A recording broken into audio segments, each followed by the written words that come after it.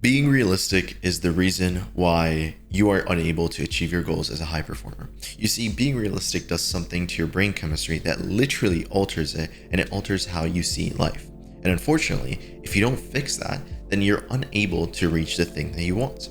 So, before I tell you exactly how to stop being realistic and how you're able to actually achieve your goals, you first need to understand, what does being realistic actually look like? You might argue, you might come and say, well, Yusuf, I have all these really ambitious goals that most people think I'm crazy. But that's not what being realistic actually fully is. Might be a little part of it where, your goals scare you a little, but should they even scare you? That's even like another point. It's like, they shouldn't even scare you. You should have so much belief in your goals and what you're trying to achieve that it doesn't matter what anyone else says. It doesn't matter if someone even who's more experienced than you or has more results than you says, oh, that's unrealistic. Who cares? What do they know? They don't know who you are. They don't live with you day to day. They don't know what you are capable of. Even if they claim to know you, even if it's someone who really, really knows you, who's lived with you for years, guess what? It doesn't matter. Because they don't truly know what is up. Being realistic basically means you're acting upon a very limited perception. You see, as humans, we can only see a certain amount of things. We can't see into the future. And there's infinite actions that we can possibly take on a given day. So imagine this. Imagine there's like, those cornhole mazes, those mazes that are just made out of like corn stalks. I don't know if I'll just put a picture up here just so you guys can kind of understand what I'm talking about. Now, imagine you were trying to find the path to go ahead and escape this maze. And the only way you're able to like look and to try to see the different paths is literally through a keyhole. Now, imagine how many paths can you even see that are even possible in this maze. You probably can't see much. And from the little that you can see, you're probably just going to take actions based on this. Now, let me ask you a question. Imagine you asking another person, or you listening to another person who can literally see through the same exact keyhole. Maybe he has a different keyhole that's a little bit next to you. So I'll draw an illustration, like I'll put it right up here so you guys can kind of understand what I'm referring to. But question is, why would you ask the guy who's literally right next to you? He can't see anything more than you. If anything, he can't see your exact path. He can't see the path that will take you specifically to where you're trying to get to. Because ultimately, us as humans, very limited perception. Again, whether you're religious, whether you're spiritual, whatever it is, whatever higher entity you believe in, that has the answer. God has the answer, right? If you want to believe in the universe, whatever, the universe has the answer. And so the only way you're able to achieve your thing, your goal that people say is unrealistic, is by tapping into that. Nobody else, not me, not your mentor, not your gurus, nobody can come here and say, oh, well, that's unrealistic. There's no path for you to reach there. Another example of stuff being unrealistic is, do you have to work? I mean, seriously, do you have to work to make money? How many people do we know that just have trust funds and they just live? You see, what's realistic is if you want to get to X amount per month, or if you're trying to achieve your goals, or if you're trying to make money online, or whatever it is that your business, it is realistic for you to work 12-hour days. Well, who says that you have to? Who says that you actually have to work these hours?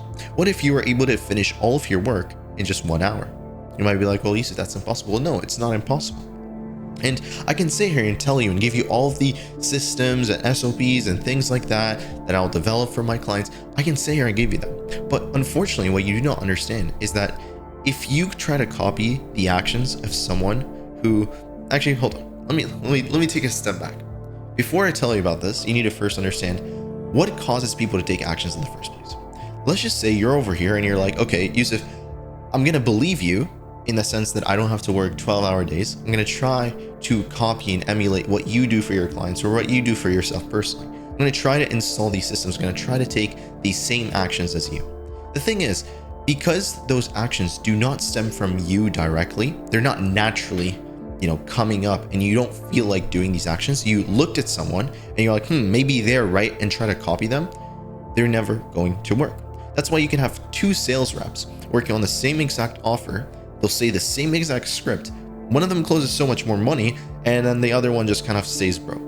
They're literally saying the same words. They're getting the same leads. It's just simply One person is genuinely the type of person who's unrealistically closing all of these deals, and then the other person, he's like, well, realistically, the average lead is broke, or realistically, the average lead needs to think about it or is not going to close on the call. That's the difference. So before you take any action, the first thing that comes to mind is your intuition.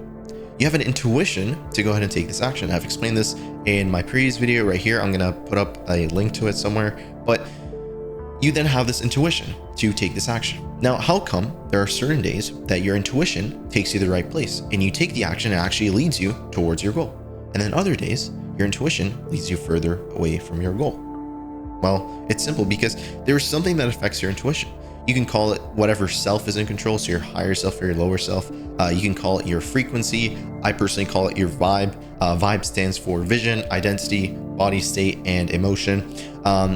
There's a lot of things that go into it. But as soon as you crack it, it all comes down to basically you embodying the person you would be having achieved that goal. So whatever your goal is, let's just say your goal is to make a lot of money by only working an hour a day.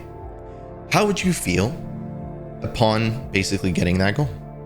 How would you feel? Would you feel stressed about all these work calls in the morning? Would you feel stressed about maybe I'm not making the amount of money that I want to make? No, obviously not, because you understand that your perception is simply through that keyhole. You're going to look at the numbers on your phone, on your bank account, on your Stripe, whatever, and you're going to be like, I only made X amount this month. Well, guess what? It doesn't actually represent what you're capable of doing. You might think that in order for me to reach my goal, what's realistic is for it to take a really, really, really long time. It's realistic for me to struggle and to have to work all these really long hours and for me to lose clients and for it to be a long method. It doesn't have to be this way. And anyone who tries to convince you of that is simply just trying to get you to look through their keyhole, through their little peephole that they're trying to see the maze in. When in reality, the only solution to the maze is for you to stay still, to tap into that version of you. Because the reason why you want certain things is because they're going to make you feel a certain set of emotions that a version of you right now actually exists who has this goal. And if you're somewhat advanced, you kind of understand this concept already. The reason why you got to where you got to right now is simply because you decided, you know what, my old life doesn't suit me anymore. It does not apply to me. I'm going to become a new person. And now I'm here again telling you that if you want to become, right, and you're trying to achieve your new goals, you need to become yet another person. And that other person is extremely unrealistic. Literally, you will tell your goals to people and they're going to think you're like extremely like delusional, unrealistic, whatever. It doesn't matter. The most important thing, and if you were to get anything out of this video, is you need to understand that you are not delusional. If you think of yourself as delusional and you're trying to like be like, okay, yeah, I'm going to have these goals, I'm going to have whatever, then you didn't understand the whole thing. Imagine I came to you and I was like, you can only take data on your business based on a random 30-minute increment of the whole 24-hour period. You're going to look at me, you're going to be like, what the hell? How? Why? Right? You're not going to be able to take the correct measures. Imagine you judged the quality of your salespeople based on one call that they took. It's obviously not enough data. Now, you do the same exact thing with your life. You think it's unrealistic for you to only work an hour, 2 hours a day because you've basically just been judging based on what you've been seeing. You've been working 12-hour days. Well, of course, how do you expect to even start to get the ideas of working only 1 hour a day and yet making so much more money, right? When you don't even think it's possible, when you think it's too much. Do you really think you're going to start getting those ideas if you think it's too much or you think it's unrealistic? Of course not. It's only when you start living like it is possible and it's done, do you finally start to get those ideas that's going to start leading you towards the thing that you want. It's a cycle. You can't change an effect by changing an effect. You can't sit here and copy someone's actions and expect it to work. You first need to change your frequency and your vibe in order for you to fully get what you want. Because once your vibe is changed, automatically the ideas and the intuition that you get literally changes. And so the actions that you take that are just naturally coming from you, they change. You'll automatically start getting ideas on who to hire, where to hire them, right? You're going to start automatically thinking of ideas on how you can automate your sales process or your acquisition process. Or let's just say you're going to start getting ideas on where to look for help, who's the right mentor to come, which YouTube videos to click on. You probably had the intuition to click on this YouTube video right here. And If you clicked on this video and you're watching this far, this is a good sign. It's a sign that you're actually using your mind and you're on the right path, right? Maybe you're not there yet. Maybe you need a little bit of extra help. By the way, I wrote like a whole thesis paper thing, literally detailing everything that you need in order to understand how to get the goals and the things that you want. Put in the first link down below, but you're going to get the right intuition to take certain actions, and those actions will lead you to the thing that you want. And it starts with literally just saying, you know what, screw it. People are going to think it's unrealistic, but I think it's realistic. I think I can do it. And it doesn't matter what anyone else says.